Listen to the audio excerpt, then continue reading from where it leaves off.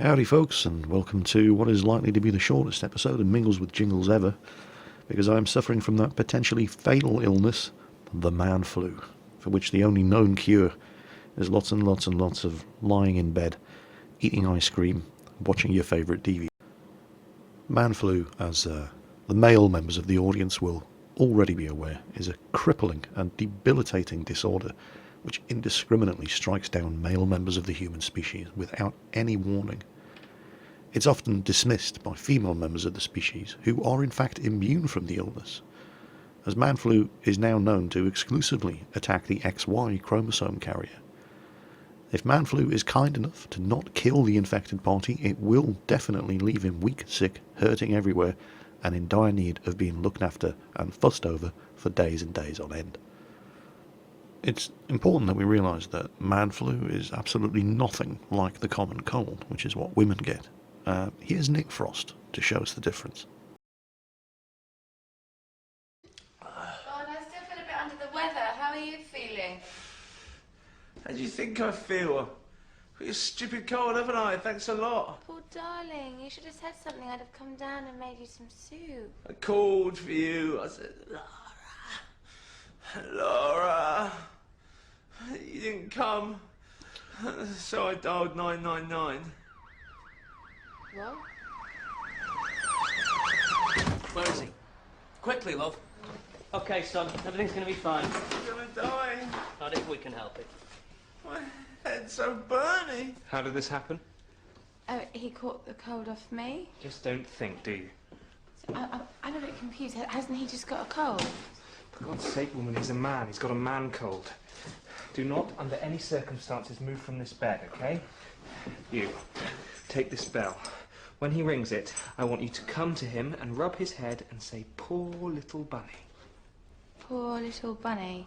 Okay, that's good. Let's go. I've got a man in Cancer Avenue with a hurty knee. Sorry, what about me? What?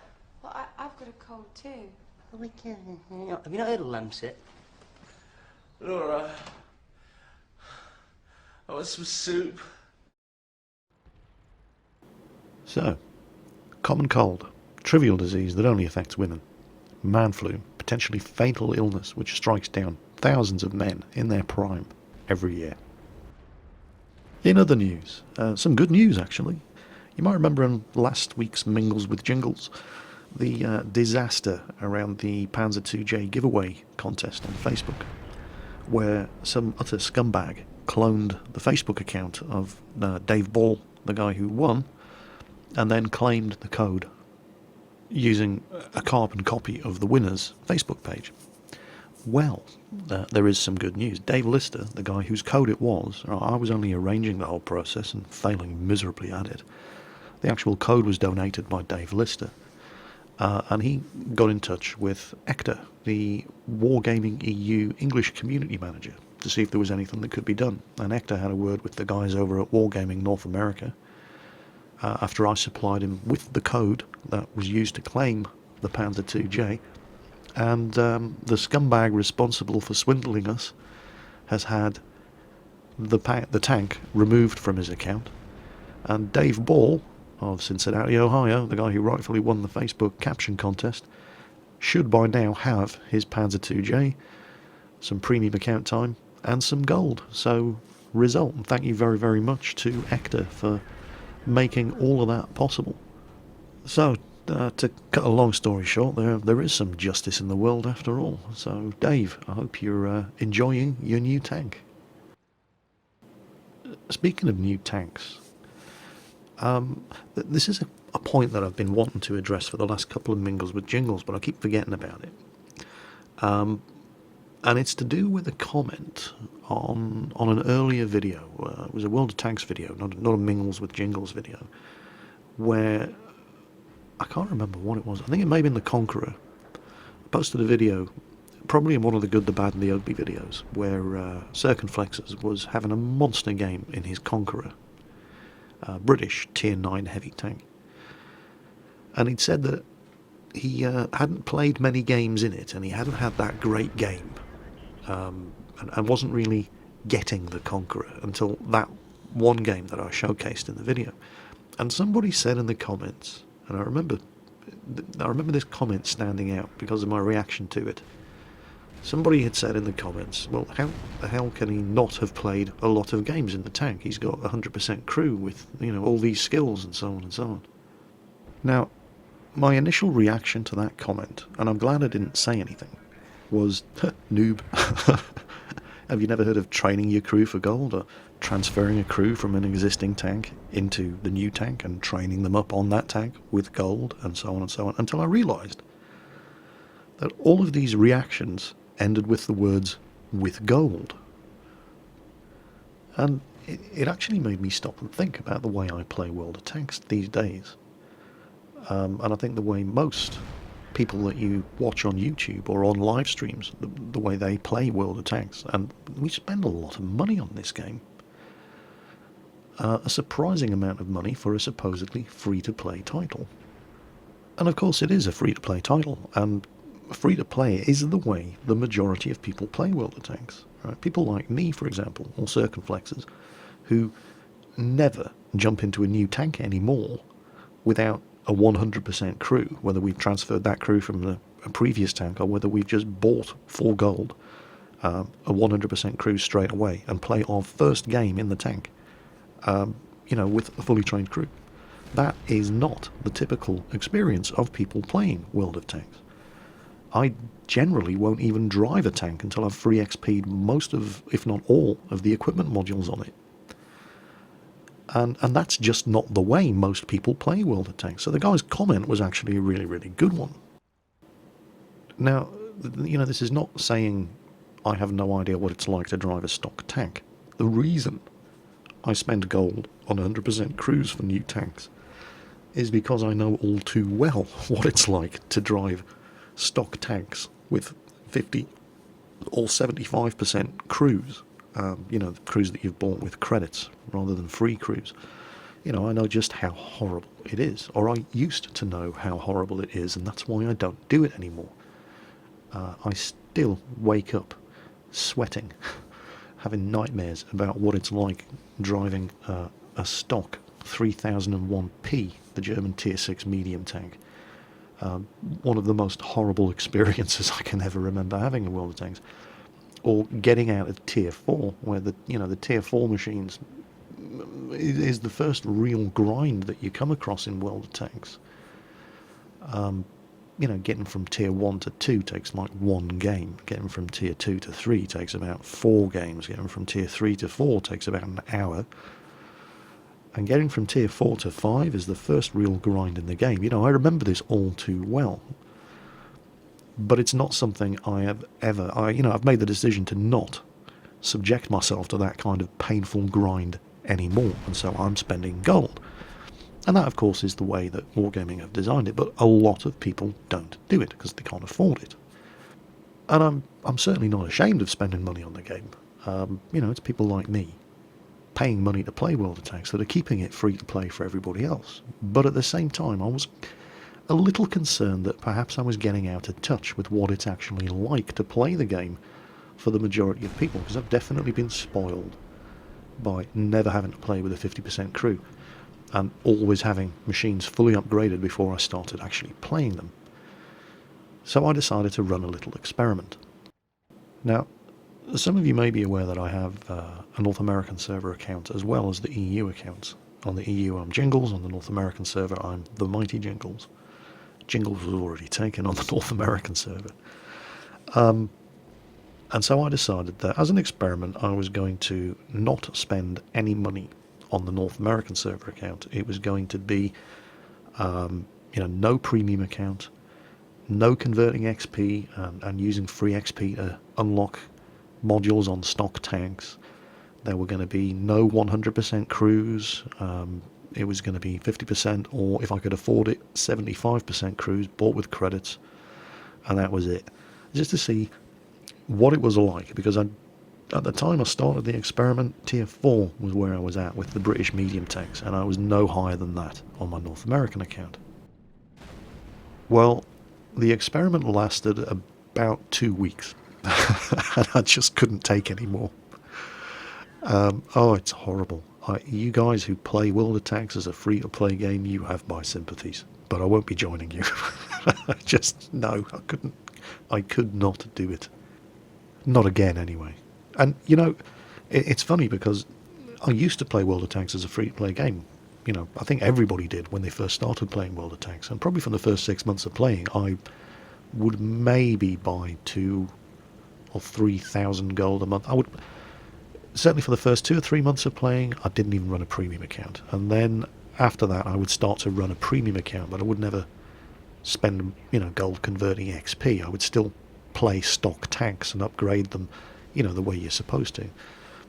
And even back then, it was harder than it is now, but I still managed to put up with it. And when I say it was harder, I'm talking about things like the matchmaker.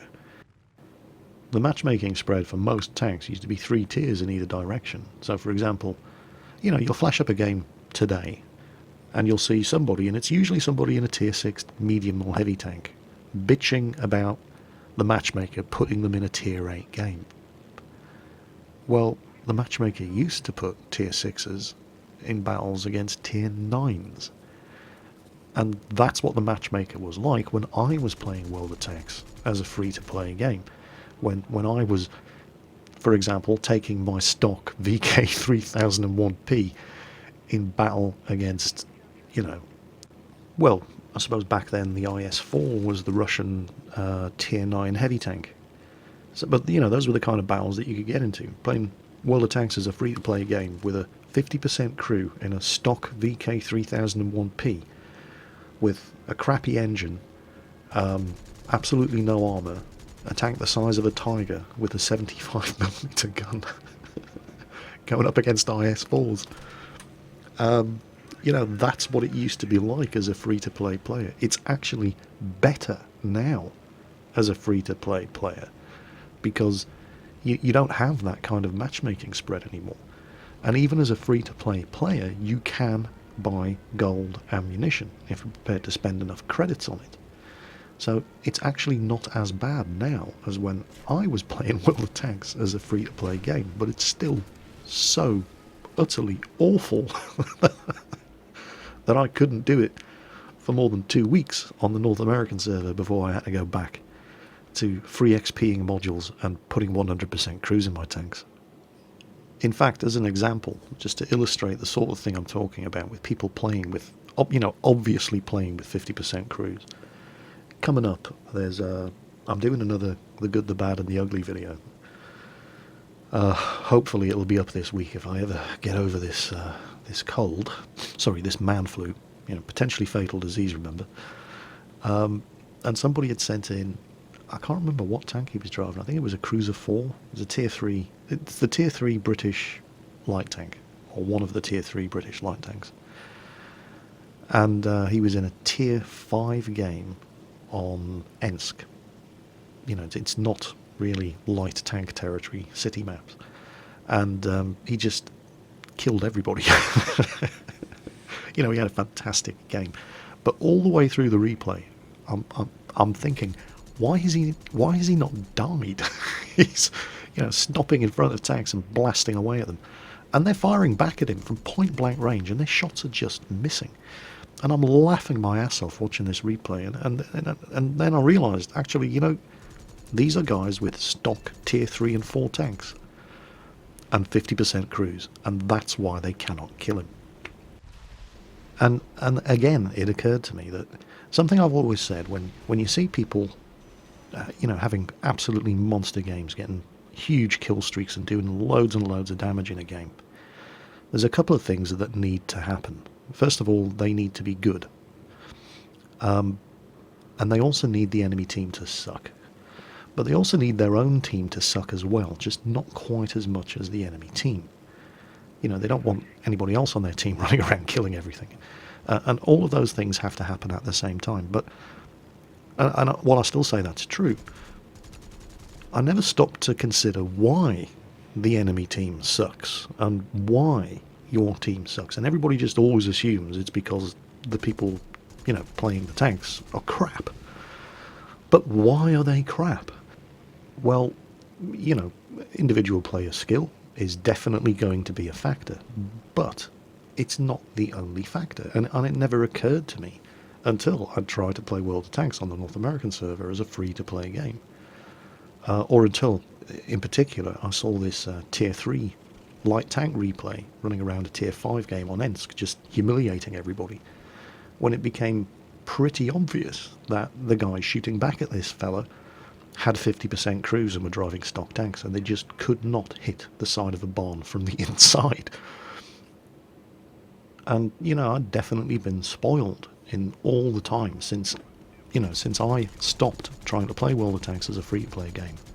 I've gotten used to my shots generally going in the direction that I aimed them, and generally hitting what I'm shooting at. And I'd forgotten what it was like to play with a 50% crew and a stock tank. Now, I'm sure there's a lot of you sitting out there listening to this video going, yeah, you see, Jingles, all right, we don't suck, our tanks and our crews do. And you're absolutely right. I can only begin to imagine how frustrating, well, I don't have to imagine it, I spent 2 weeks experiencing it on the North American server.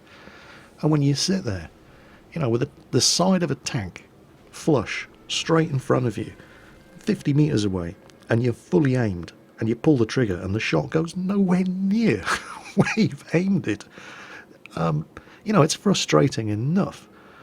I mean, well, it's especially frustrating when it happens and you've got a 100% crew and all the different equipment modules to support aiming and so on and so on and so on. But it doesn't happen very often. But it's, you know, it's the rule, not the exception, when you're driving a 50% tank. You cannot help but suck. So, and I'm not entirely sure where I'm going with this, but I suppose I ought to extend some apologies and sympathies to all those guys who do try to play World of Tanks as a free-to-play game. For a long, long time, I had forgotten what it was like to be in your position, but I understand again, and I can only extend you my sympathies because it is a bloody awful experience.